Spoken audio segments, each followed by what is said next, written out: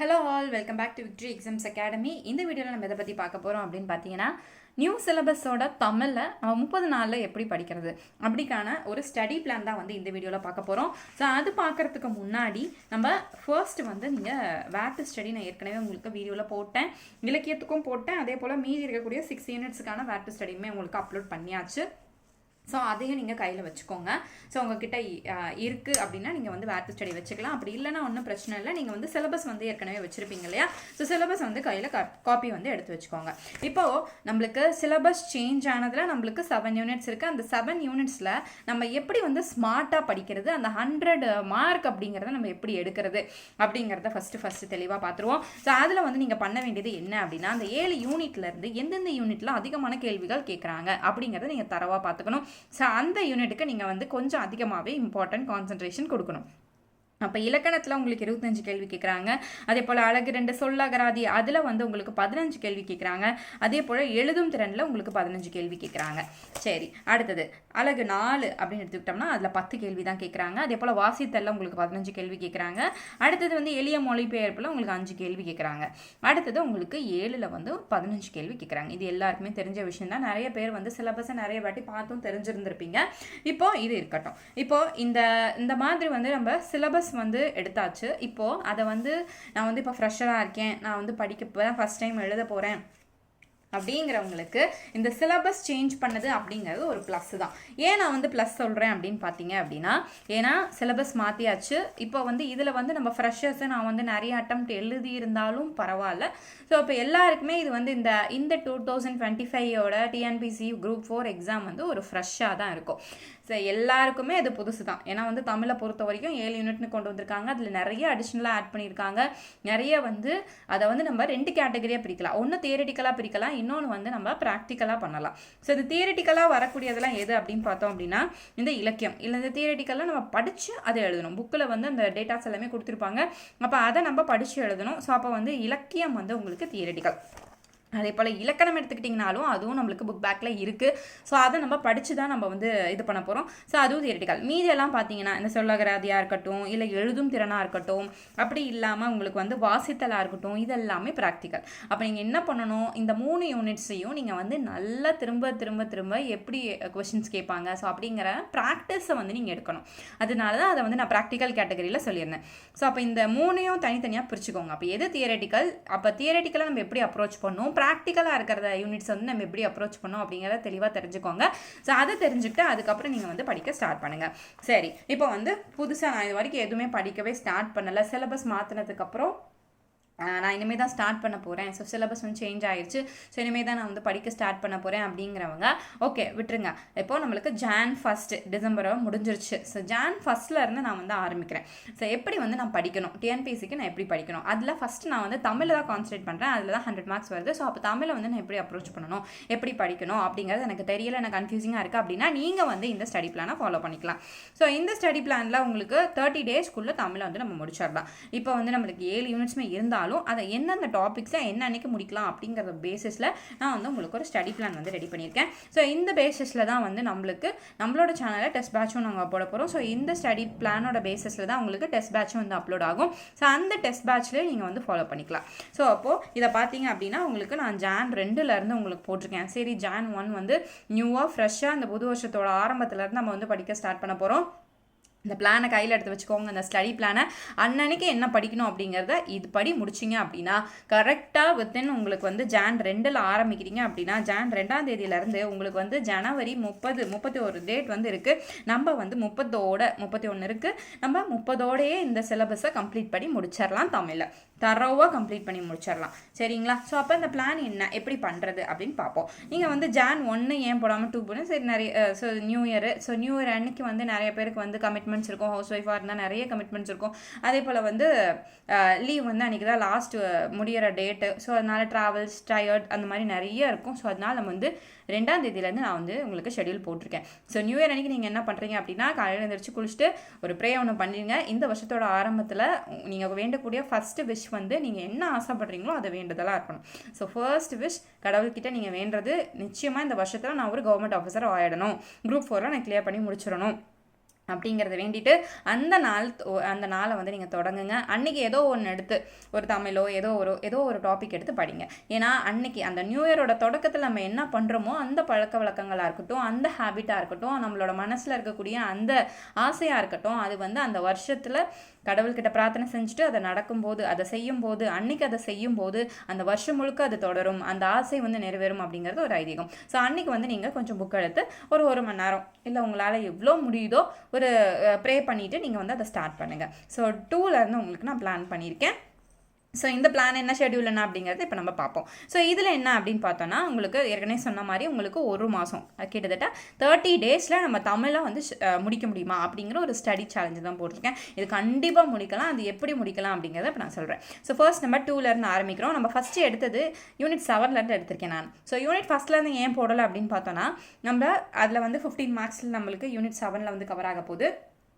அது மட்டும் இல்லாமல் எடுத்ததுமே வந்து நம்ம பிரித்தெழுதுக சேர்த்தெழுதுக அப்படின்னு நம்ம ஒன் வேர்டு மாதிரி நம்ம பார்த்துட்டு, அதாவது ரொம்ப ஈஸியாக இருக்கிறத பார்த்துட்டு போகிறோம். கிராமர் எடுத்ததுமே நம்ம கிராமர் பார்க்குறோம், இலக்கணம் பார்க்குறோம் அப்படின்னா ஃப்ரெஷர்ஸாக இருக்கட்டும், மற்றவங்களுக்கா அதாவது ஏற்கனவே படித்தவங்களுக்காக இருக்கட்டும், அதோட இது வந்து இம்பேக்ட் வந்து ஈஸியாக இருக்க மாதிரி இருக்கும்.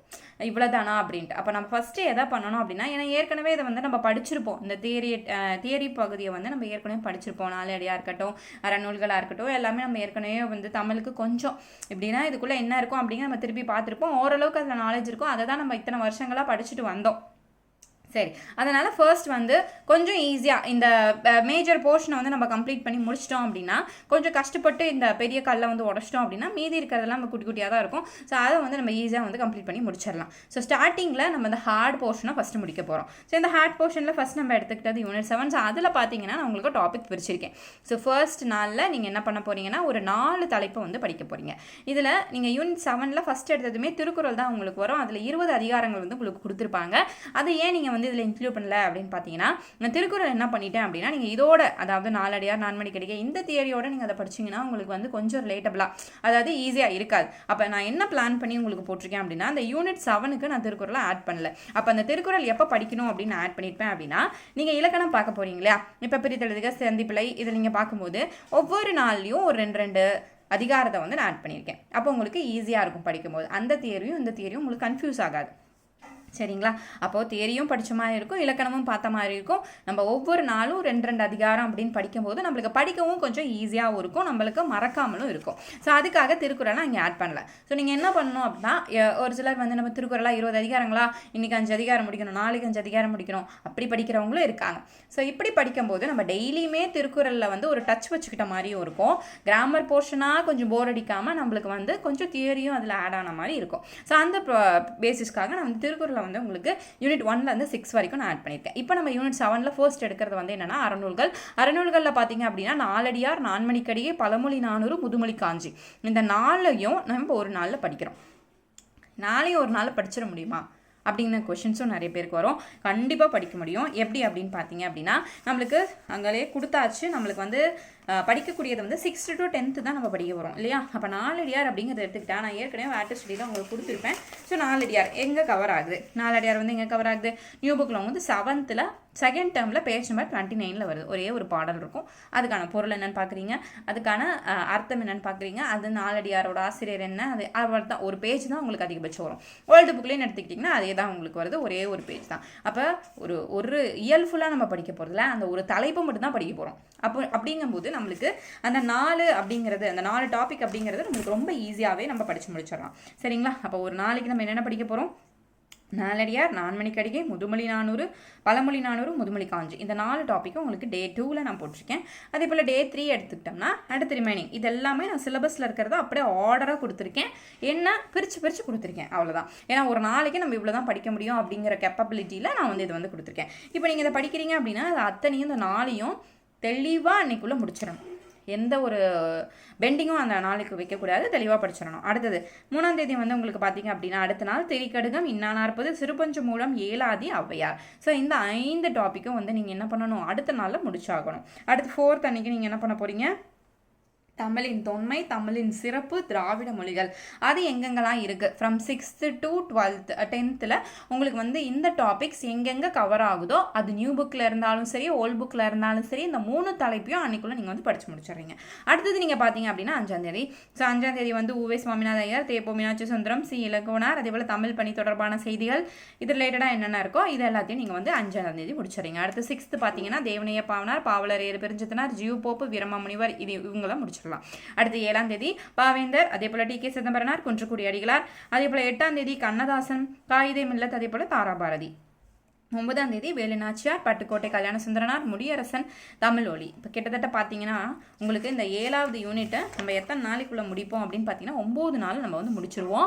9 நாள் உங்கள் நாமக்கல் கவிஞரோட முடிஞ்சிரும். 10வது நாளில் என்ன பண்ணும் அப்படின்னா இந்த படித்த அந்த 9 நாள் நம்ம படித்தோம் இல்லையா அதுக்கான ஃபுல் ரிவிஷன் நீங்கள் எடுத்துடணும். உங்களுக்கு ஒரு வேலை உங்களுக்கு கொஸ்டின் பேப்பர் எதுவும் கையில் இருக்குது, நீங்கள் ஏதோ ஒரு பேட்சில் ஜாயின் பண்ணிக்க அப்படின்னா உங்களுக்கு கொஸ்டின்ஸ் இருந்துச்சு அப்படின்னா நீங்கள் என்ன பண்ணணும்னா இது ஃபுல்லாக முடிச்சுட்டு ஒரு நாள் நீங்கள் டைம் கொடுத்து படித்த அத்தனையும் நீங்கள் ரிவைஷன் பண்ணாதான் உங்களுக்கு வந்து அது மறக்காமல் இருக்கும். நீங்கள் எதர் ஹேண்ட் ரிட்டன் நோட்ஸ் எடுத்துக்கோங்க, இல்லை எந்த மாதிரியோ இல்லை திருப்பி ரிவைஸ் பண்ணுற அன்றைக்கி நீங்கள் வந்து படித்த புக்ஸையே கூட நீங்கள் திருப்பி பார்த்துங்க. அன்றைக்கி ஃபுல்லாக நீங்கள் டைம் ஒதுக்கி படித்த அந்த 9 நாள் படித்தது மொத்தத்தையும் நீங்கள் வந்து ஃபுல் ரிவிஷன் பண்ணி முடிச்சிருக்க. ஸோ டெஸ்ட் கொஸ்டின்ஸ் உங்களுக்கு இருந்துச்சுன்னா அன்றைக்கி நீங்கள் அந்த டெஸ்ட்டும் அட்டன் பண்ணி பார்த்துடலாம். இதோட உங்களுக்கு வந்து 7வது யூனிட் முடிஞ்சிடும். இப்போ இதில் 7வது யூனிட் நம்ம பெட்டிங் வச்சிருக்கோம் இல்லையா திருக்குறள், அந்த திருக்குறளை வந்து என்ன பண்ணலாம் அப்படின்னா இப்போ அடுத்தது 11ஆம் நாள் அதாவது 12ஆம் தேதியில் வந்து என்ன பண்ண போகிறோம் அப்படின்னா ஃபர்ஸ்ட் இயல் எடுக்க போகிறோம் இலக்கணம். ஸோ அதில் என்னென்ன கொடுத்துருக்காங்கன்னா பிரித்தெழுதுக. இப்போ பிரித்தெழுதுக அப்படின்னு நம்ம எடுத்துக்கிட்டோம் அப்படின்னா அது வந்து நம்ம 6th இருந்து 12th வரைக்கும் என்னென்ன பிரித்தெழுதுக இருக்கோ அத்தனையுமே நம்ம பார்த்துறோம். பிரித்தெழுதுக ஈஸி தானே, அது நம்ம ஈஸியாக பார்த்தலாம். அதில் ஒன்றும் நம்ம மக பண்ண போகிறது கிடையாது. சும்மா ஒரு வாட்டி நம்ம பார்த்தாலே போதும். ஒவ்வொரு இயலுக்கு பின்னாடியும் கொடுத்துருப்பாங்க. அதிகபட்சம் ஒரு 10 இருக்கும், இல்லைனா ஒரு 5 இருக்கும், அவ்வளோதான் இருக்கும். ஸோ அப்போ நம்ம ஈஸியாகவே அது படித்து முடிச்சிடலாம். அடுத்தது சந்திப்பிலை அன்றைக்கே பார்த்துடணும். அதே போல் லகர நகர ரகர வேறுபாடு ஸோ இதையும் நான் வந்து அன்றைக்கே முடிச்சிடணும். அடுத்தது இனவெழுத்துக்களை அறிதல், இது வந்து கிராமர் போர்ஷன். இந்த கிராமர் போர்ஷன் முடிச்சதுக்கப்புறம் நீங்கள் என்ன பண்ணணும்னா திருக்குறள் என்னென்ன அதிகாரம் அப்படின்னு பார்த்தீங்கன்னா ஒழுக்கமுடைமை, பொறையுடைமை, இந்த ரெண்டுக்குமே நான் அதுவுமே வேட்டு ஸ்டடி வந்து கொடுத்தாச்சு. ஸோ எந்த இயலில் இந்த ஒழுக்கமுடைமை இருக்குது, எந்த பொறையுடைமை இருக்குது, எத்தனை குறள். இப்போ ஒழுக்கமுடைமையில் 3 குறள் உங்களுக்கு 6th செகண்ட் டேர்மில் இருக்குது அப்படின்னா நீங்கள் அந்த 3 குறளோட பொருள் அதுக்கான அர்த்தம் என்ன முடிஞ்ச வரைக்கும் அந்த குறளையும் கூட நீங்கள் மெமரி பண்ணிடலாம். ஏன்னா அதுலேயுமே ஃபில் இந்த பிளாங்க்ஸ் மாதிரி குறளை கேட்கறதுக்கு வாய்ப்பு இருக்குது. ஏன்னா நம்ம வந்து 10 குறள் இந்த 20 அதிகாரத்துலேயும் நம்ம ஃபுல்லாக 10 நம்ம படிக்க போகிறதில்ல. கொடுத்துருக்க போர்ஷனில் நம்ம டெக்ஸ்ட் புக்கில் இருக்கிறது வந்து நம்மளுக்கு 2 குறள் இருக்கும், 3 4 குறள் தான் இருக்கும். இப்போ முடிஞ்ச வரைக்கும் அந்த குறளையும் நீங்கள் கூடவே சேர்த்து கொஞ்சம் மெமரி பண்ண பார்த்துக்கோங்க. சரி, அடுத்தது 13ஆம் தேதி அதே போல் இங்கே பிரித்தெழுதுக போட்டாச்சு. ஸோ அதே போல் சேர்த்தெழுதுக, அதே போல் சுட்டெழுத்துக்கள், வினா எழுத்துக்கள், ஒருமைப்பன்மை அறிதல், இதில் வந்து திருக்குறளை 2 அதிகாரம் சேர்த்திருக்கேன். ஊக்கமுடைமை மற்றும் விருந்தோம்பல். அடுத்து 14ஆம் தேதி பார்த்தீங்கன்னா வேர்ச்சொல்லை அறிதல், வினைமுற்று, வினையச்சம், வினையாளனையும் பெயர், பெயரச்சம், அதுலேயும் திருக்குறள் வந்து ஆட் பண்ணியிருக்கோம். அரண், வலியுறுத்தல் மற்றும் ஈகை, இந்த 2 அதிகாரத்தையும் படித்து முடிச்சிடணும். அடுத்து 15 அதே போல் அயற் சொற்கள், தமிழ் சொற்கள், எதிர் சொல், வினைச்சொல், எழுத்துப்பிழை, ஒற்றுப்பிழை அறிதல், 2 வினைச்சொல்லின் வேறுபாடு, இதை வந்து உங்களுக்கு 15ஓட முடிச்சிட்டேன். அடுத்தது இப்போ ஒவ்வொரு இயல் முடிச்சதுமே நம்ம என்ன பண்ண போகிறோம், அந்த இயலை ரிவைஸ் பண்ண போகிறோம் இல்லையா. அப்போது 16ஆம் தேதி நீங்கள் பண்ண வேண்டியது ஃபர்ஸ்ட் யூனிட் ஃபுல்லாக நீங்கள் ரிவைஸ் பண்ணி முடிச்சிடணும். இந்த இலக்கண போர்ஷனை ஃபுல்லாக நீங்கள் ரிவைஸ் பண்ணி ஒரு டெஸ்ட்டை நீங்கள் அட்டன் பண்ணி பார்த்துருங்க. அப்படி அடுத்தது வந்து இப்போ ஃபர்ஸ்ட் யூனிட் முடிச்சுட்டு அடுத்து நம்ம செகண்ட் யூனிட் போகிறோம். செகண்ட் யூனிட்டில் உங்களுக்கு சிலபஸில் பார்த்தீங்க அப்படின்னா உங்களுக்கு 3 பகுதிகளாக கொடுத்துருப்பாங்க செகண்ட் யூனிட்டை பாருங்க. ஸோ ஃபர்ஸ்ட் பார்ட் வந்து என்ன கொடுத்துருக்காங்க, எதிர்ச்சொல்லை பிரித்தல் தான், அதில் ஒரு இது கொடுத்துருப்பாங்க. அடுத்து செகண்ட் பார்ட் கோடித்தெடுத்தல், சரியான சொல்லை தேர்ந்தெடுத்தது அப்படின்னு சொல்லி செகண்ட் பார்ட் கொடுத்துருப்பாங்க. தேர்ட் பார்ட்டில் வந்து பேச்சு வழக்கு தொடரில் உள்ள பிழையை திருத்தம் அப்படின்னு சொல்லி 3 பகுதிகளாக கொடுத்துருப்பாங்க. ஸோ அந்த 3 பகுதியை நம்ம ஒவ்வொரு நாள் ஒவ்வொன்று அப்படின்னு சொல்லி நான் வந்து போட்டிருக்கேன் உங்களுக்கு.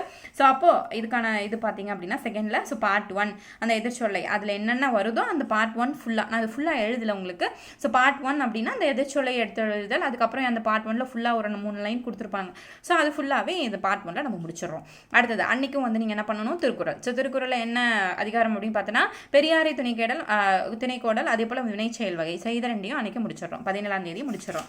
அடுத்தது பார்த்தீங்க அப்படின்னா 18ஆம் தேதி. ஸோ 18ஆம் தேதி செகண்ட் இயலில் கொடுத்துருந்த அந்த பார்ட் 2 அதே போல் 2 திருக்குறள் அதிகாரம், அவையஞ்சாமை, கண்ணோட்டம். அதே போல் 19ஆம் தேதி பார்ட் 3 அந்த செகண்ட் யூனிட்டில் கொடுத்துருந்தாங்க இல்லையா, 3 பார்ட் கொடுத்துருந்தாங்க இல்லையா, 3 பார்ட்டு இந்த 3 நாளுக்கு போட்டிருக்கேன். அதோட திருக்குறளையும் ஆட் பண்ணிக்கோங்க, ஒவ்வொரு அதிகாரத்தையும். அன்புடைமை, கல்வி. ஸோ இதோட நம்மளுக்கு செகண்ட் முடிஞ்சதும் ஒரு ரிவிஷன் ஃபுல் ரிவிஷன் வந்து அன்றைக்கி பண்ணி முடிச்சிடறோம் 19ஆம் தேதி. ஸோ 20ஆம் தேதி என்ன பண்ணுறோம் அப்படின்னு பார்த்தோன்னா அடுத்தது தேர்ட் யூனிட். ஸோ 3வது இயலில் உங்களுக்கு எத்தனை பார்ட்ஸ் கொடுத்துருப்பாங்க அப்படின்னா 2 பார்ட் வந்து கொடுத்துருப்பாங்க.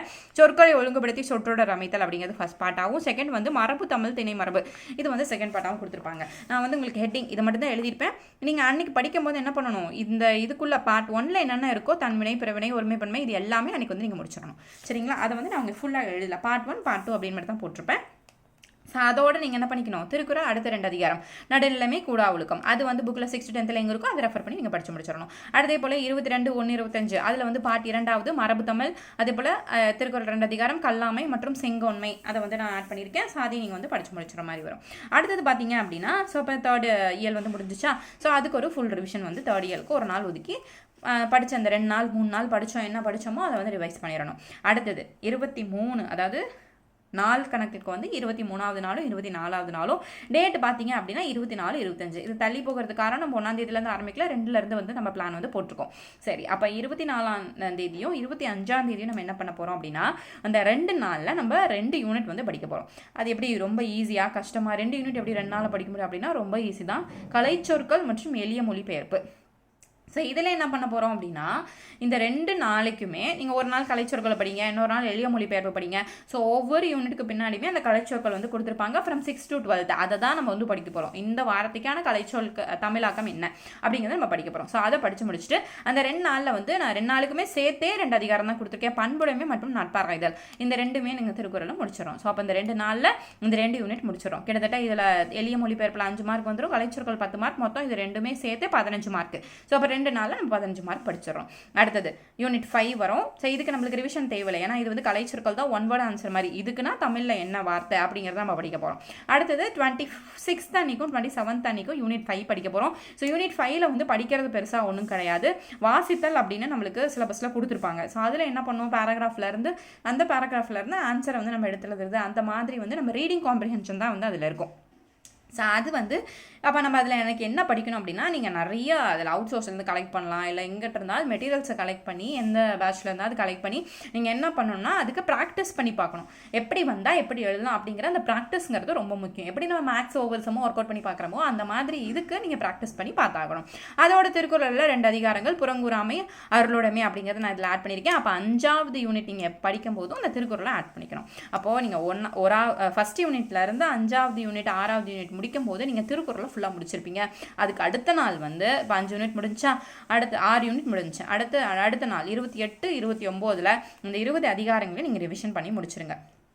ஸோ திருக்குறளுக்கு வந்து நீங்கள் ஃபுல்லாக டெஸ்ட் அட்டன் பண்ணி பார்க்கணும் அப்படின்னாலும் உங்களுக்கு கொஷின்ஸ் அவைலபிளாக இருந்துச்சுனாலும் ஃபுல்லாக நீங்கள் திருக்குறளுக்கு டெஸ்ட் அட்டன் பண்ணி பார்த்துடலாம். ஏன்னா நம்ம வந்து தனித்தனியாக படிச்சிருக்கோம். ஸோ அன்றைக்கி ஒரு நாள் டைம் ஒதுக்கி நம்ம என்ன பண்ண போகிறோம், திருக்குறளை ஃபுல்லாக ரிவைஸ் பண்ணி முடிச்சிருப்போம். இப்போ மொத்தமாக நம்மளுக்கு கம்ப்ளீட் ஆயிரும். ஸோ லாஸ்ட் ஒரு 2 நாள் 30, 31 ஸோ இந்த 2 நாள் ஃபுல்லாக இது வரைக்கும் படித்த அத்தனையுமே நீங்கள் ரிவைஸ் பண்ண போகிறீங்க. ஸோ ரிவிஷன் பண்ணி முடிச்சிடலாம். ஸோ இப்போ நான் வந்து உங்களுக்கு படிக்கிறதுக்கு மட்டும் போடலை, ஒவ்வொரு நாள் வந்து உங்களுக்கு ரிவிஷன் பிளானும் போட்டிருக்கேன். ஸோ அந்த ரிவிஷன் டைமும் போட்டுமே நம்ம வந்து 30 நாள் 31 நாளில் வந்து ஒரு மாதத்தில் நம்ம ஃபுல்லாக கம்ப்ளீட் பண்ணி முடிச்சிடறோம். நம்ம வந்து 2ஆம் தேதியிலேருந்து ஆரம்பிச்சினாலும் 31 நாள் வந்திருக்கு. அப்போ பார்த்தோம் அப்படின்னா நம்ம 30 டேஸ்லேயே வந்து முடிச்சிடலாம். ஸோ தமிழில் இவ்வளோ ஈஸியாக வந்து நம்ம வந்து முடிச்சிடலாம். ஸோ தமிழில் நான் 100 மார்க்ஸ் எடுக்கணும் அப்படின்னா நீங்கள் பண்ண வேண்டிய விஷயம் கொடுத்துருக்க தியரி போர்ஷன்ஸை தெளிவாக படிச்சுக்கணும். ப்ளஸ் இந்த வாசித்தல் பகுதியாக இருக்கட்டும், இல்லை வந்து செகண்ட் யூனிட் சொல்லகராதியாக இருக்கட்டும், இது எல்லாத்தையுமே நீங்கள் வந்து ப்ராக்டிஸ் பண்ணி பார்க்கணும்.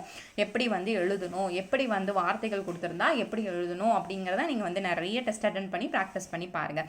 ஸோ இதுதான் வந்து உங்களுக்கு போட்ட ஸ்டடி பிளான். ஸோ இந்த சேலஞ்சு நம்ம கம்ப்ளீட் பண்ணி முடிக்க முடியுமா அப்படின்னு சொல்லி நீங்கள் பாருங்கள். கம்ப்ளீட் பண்ணி முடிச்சிங்க, இது உங்களுக்கு ரொம்ப யூஸ்ஃபுல்லாக இருந்தால் நீங்கள் கமெண்ட் பண்ணுங்கள்.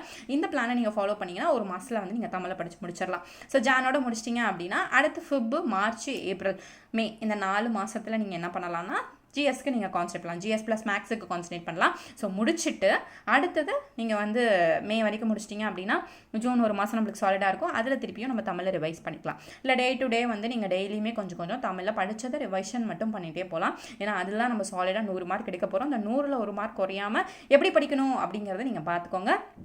ஸோ ஃபர்ஸ்ட் அதை நீங்கள் கம்ப்ளீட் பண்ணி முடிச்சிடுங்க. சிலபஸ் மாறிடுச்சு, எப்படி கொஸ்டின் வரப்போகுது அப்படிங்கிற ஒரு கன்ஃபியூஷன் வேணாம். அழகாக உட்காருங்க, நிம்மதியாக படிங்க, சூப்பராக மார்க் வாங்கலாம். அடுத்த வீடியோவில் வந்து நம்ம சேனலில் தமிழ் அதாவது இதே தமிழுக்கான டெஸ்ட் பேட்ச் வந்து போடுறோம். ஸோ மெட்டீரியல்ஸ் எல்லாமே நாங்கள் ப்ரொவைட் பண்ணிடுவோம், எல்லாமே கொடுத்துருவோம். ஸோ டெஸ்ட் பேட்ச்சில் உங்களுக்கு வேணும் அப்படின்னு நினைக்கிறவங்க கீழே இந்த வீடியோட கீழே கமெண்ட் பண்ணுங்கள். ஸோ அந்த டெஸ்ட் பேட்ச்க்கான அப்டேட் எல்லாமே உங்களுக்கு நெக்ஸ்ட் வீடியோவில் கண்டிப்பாக வரும். அதில் ஜாயின் பண்ணிக்கோங்க. உங்களுக்கு டாபிக் வைஸாக இருக்கட்டும், இல்லை ஃபுல் யூனிட் வைஸாக இருக்கட்டும், எல்லா டெஸ்ட்டுமே உங்களுக்கு வந்து அவைலபிளாக இருக்குது. ஸோ மெட்டீரியல்ஸும் உங்களுக்கு கொடுத்துருவோம். நீங்கள் எங்கேயுமே போய் சிரமப்பட தேவையில்ல. ஸோ டெஸ்ட் பேட்ச் வேணும் அப்படிங்கிறவங்க கீழே கமெண்ட் பண்ணுங்கள். தேங்க்யூ ஃபார் வாட்சிங்.